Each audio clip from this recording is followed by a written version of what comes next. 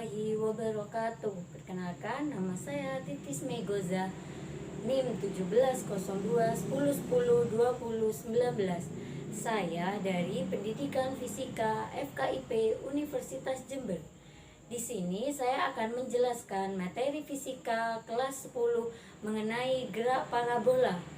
Nah, sebelum melanjutkan pembahasan mengenai gerak parabola, di sini saya ada sebuah video untuk memahami kalian semua mengenai gerak parabola.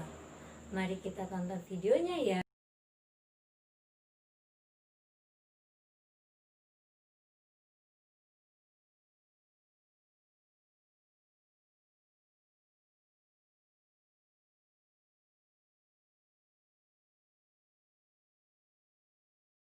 Setelah kita melihat video mengenai gerak parabola, mari kita bahas apa itu gerak parabola. Nah, gerak parabola atau gerak peluru adalah gerak yang lintasannya berbentuk parabola. Atau gerak parabola merupakan perpaduan antara GLB dan GLBB. Nah, jika kita ingin mencari sumbu X, maka kita bisa menggunakan rumus GLB. Jika kita mencari pada sumbu Y, maka kita bisa menggunakan rumus GLBB. Nah, gerak parabola sendiri dapat kita lihat di kehidupan sehari-hari. Contohnya yaitu bermain bola basket, bermain sepak bola. Setelah kita membahas mengenai gerak parabola itu sendiri, mari kita melihat grafik lintasan gerak parabola berikut ini. Nah, pada grafik tersebut terdapat persamaan-persamaan yang berlaku. Yang pertama, komponen vektor kecepatan awal, yaitu V0x sama dengan V0 cos theta. Yang kedua, V0y sama dengan V0 sin theta. Maka, jika kita ingin mencari kecepatan awal dari suatu benda, maka menggunakan rumus V0 sama dengan akar F0x kuadrat plus F0y kuadrat. Nomor 2 yaitu untuk mencari kecepatan benda setiap saat.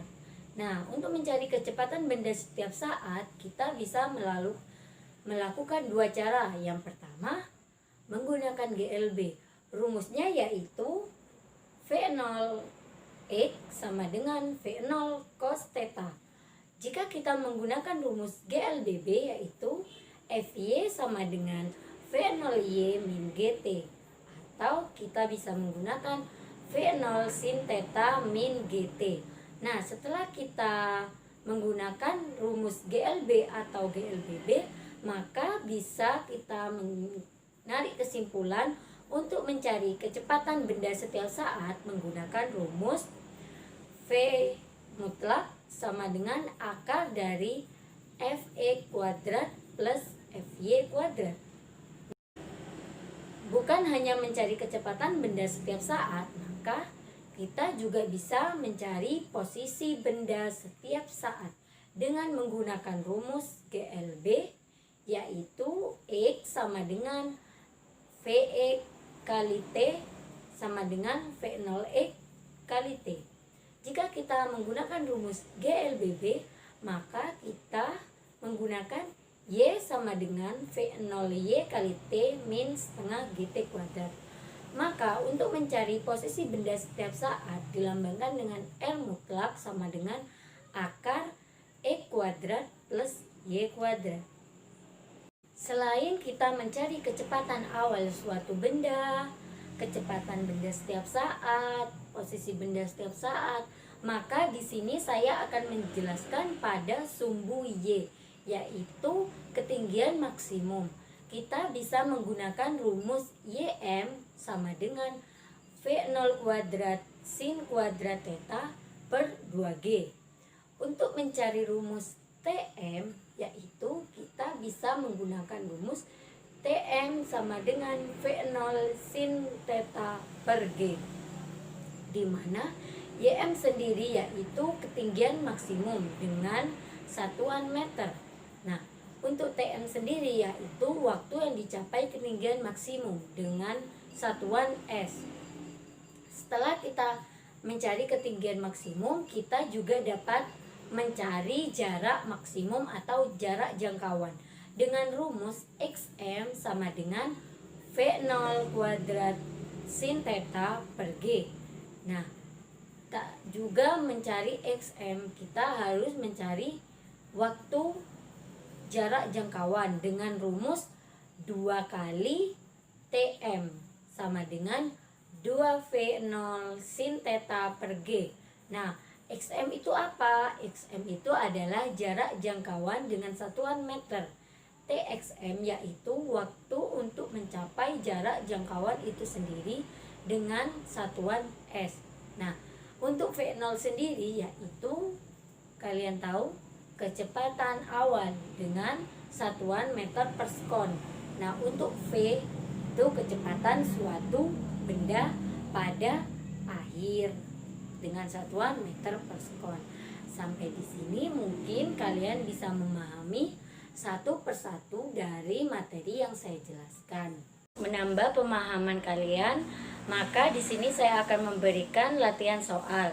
Yang pertama, ada sebuah bola ditendang dengan kecepatan awal 10 meter per sekon dan sudut elevasinya sebesar 45 derajat.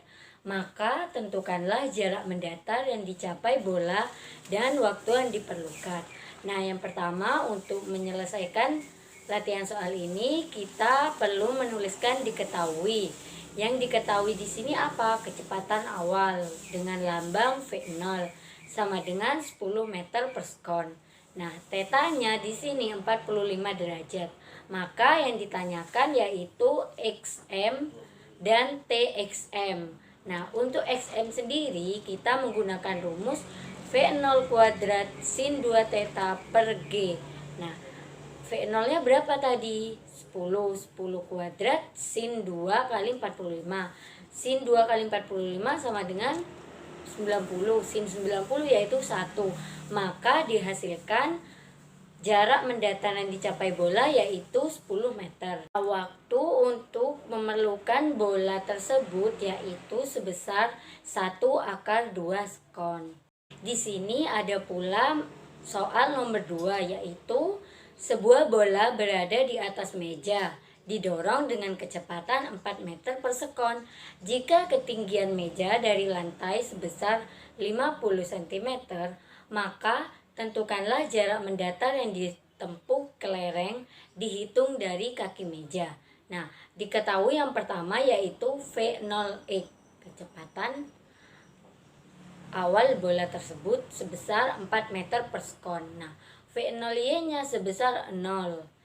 Nah, Y-nya yaitu 50 cm dirubah menjadi meter menjadi 0,5 meter. Yang ditanyakan yaitu nilai X.